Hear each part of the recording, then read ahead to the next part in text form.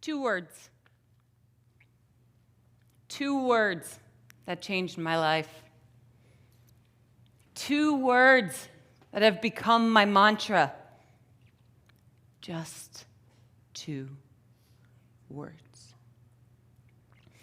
Allow me to introduce you to a very special someone. Her name is Charlotte Joy.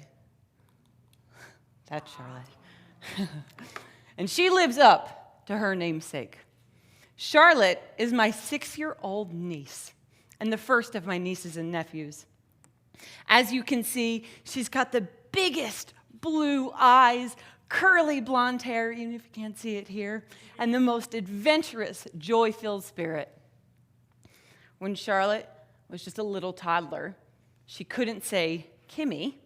What came out was Mimi. And Mimi was born.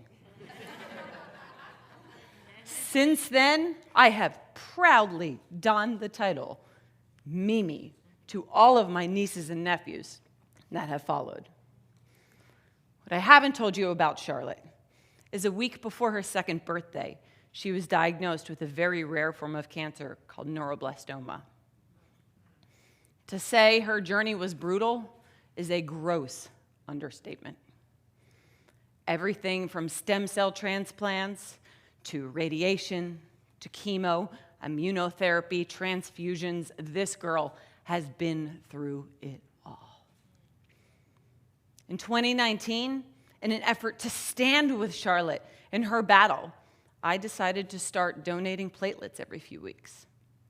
Now, if you're not familiar, platelets almost always go to cancer patients. Charlotte herself has had over 60 transfusions. Yeah, exactly. Now, a little bit about me. I may be a grown-up. I may be an experienced blood donor. However, I hate needles. Same. Yeah, who's with me there? It doesn't matter how experienced of a blood donor I am. It doesn't get easier. It terrifies me every single time. And I still, to this day, have not seen the giant needle that they shove in my arm. Charlotte calls a needle a pinch. I got thinking, a pinch could be so much more than a needle prick. The way I define it, it's one of those moments in life that just catch you off guard that hurt. Heartbreak, a lost job. You know the feeling, right? You know that moment where you get the news and it kicks you in the gut and takes your breath away. That's a pinch. Last July, after Charlotte had been in remission for almost 2 years, she went for one of her routine scans, and the results showed that the cancer had returned.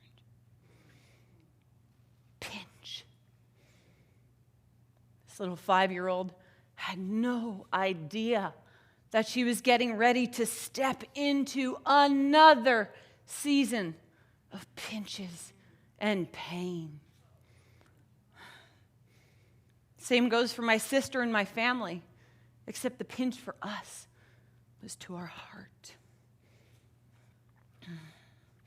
In January of this past year, after multiple rounds of chemo, radiation, immunotherapy, and a major spine surgery, the doctors told us that the disease had progressed and was now deemed incurable. Pinch. Although there was nothing I could do to help Charlotte physically, I continued to donate platelets. 5 weeks ago, I FaceTimed her when I was in the parking lot of the blood bank. Charlotte, guess what? Mimi is going to get a pinch so that she can help the other boys and girls who are sick. Mimi, you're getting a pinch? Did you get your pinch yet? Not yet, Charlotte, but I'm going to get my pinch, and I'm nervous. Do you have any advice for me before I get my pinch? And without missing a beat, Charlotte said, "Mimi, just breathe." 2 words. I walked into the blood bank. I got my pinch, and with my free arm, I FaceTimed Charlotte. I said, "Charlotte, I did it. I did what you said. I just breathed.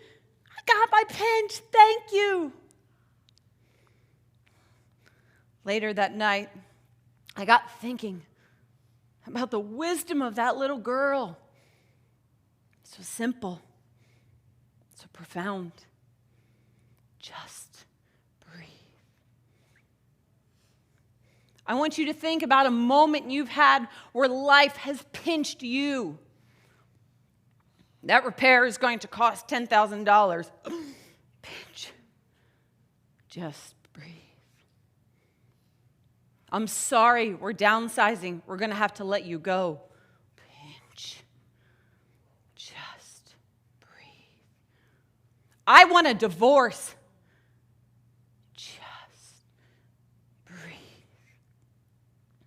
This concept is even more profound for me as a breath worker.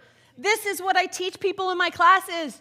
I teach people to breathe in love, courage, faith. I teach them to breathe out fear. And almost 2 days later, I forgot to do just that. My dad called at 6 a.m. Charlotte's pulse ox numbers have gotten to dangerous levels. Laura's taking Charlotte to the hospital. Things are not looking good. An electric shock went through my body. My hands got clammy. Pinch. And then I remembered the wisdom of a wise little girl. Just breathe. Over the next day, Charlotte continued to decline. The doctors told us that she was showing signs of her body shutting down. Pinch. Just breathe.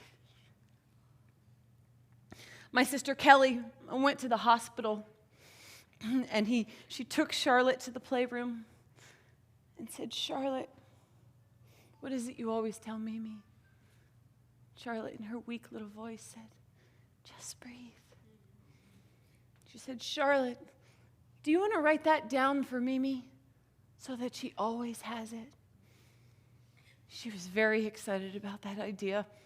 So she took out an orange marker, right, and wrote, "Just breathe," along with her name. This has become one of my most prized possessions. The next day, my dad called me. He said, "Charlotte isn't expected to make it through the hour. Pinch. Just breathe."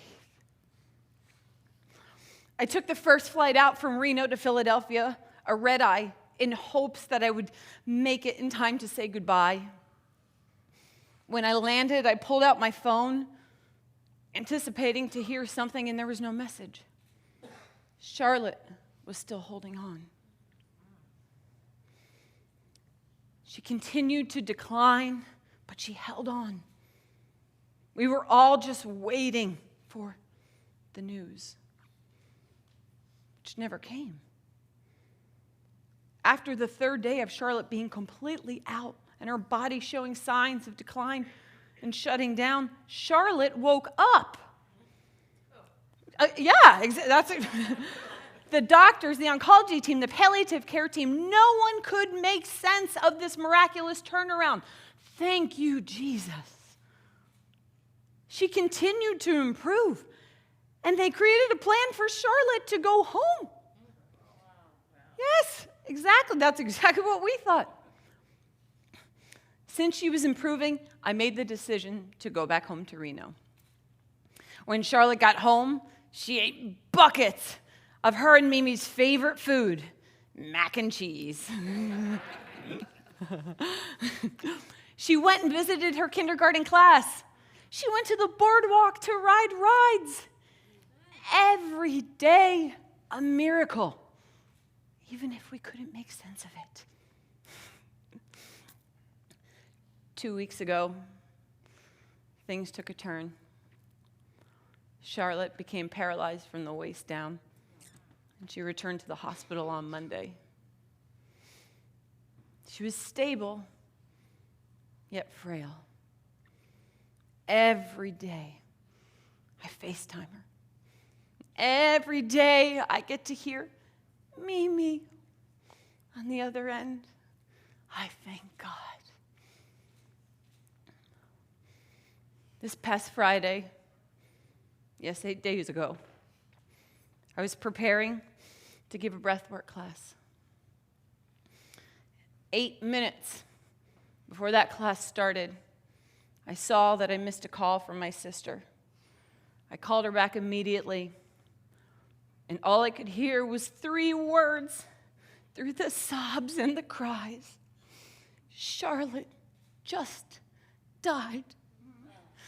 Pinch, pinch, pinch. Oh, this pinch hurts so bad.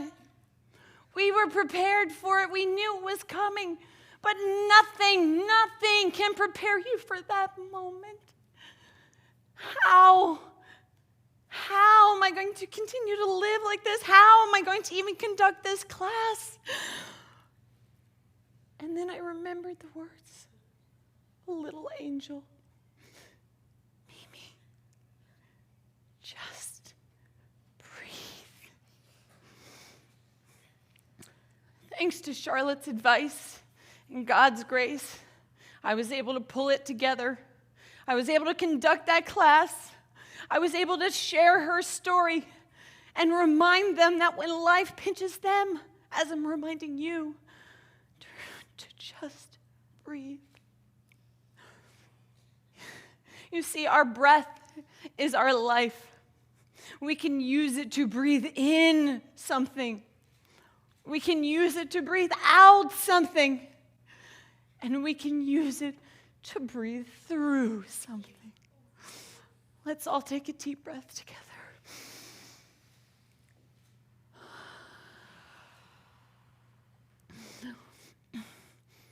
I invite you to lock Charlotte's story into your heart and to remember that the next time life pinches you, just remember those 2 words. Just breathe. And for those of you who would like a more tangible reminder of Charlotte's life, lessons, and legacy, I have turned her handwritten little note into stickers, which will be available for your laptop, your water bottle, whatever. They'll be available in the back after this. Charlotte is my teacher. Charlotte is your teacher. And the best way we can all carry on her legacy is to remember those 2 words. Just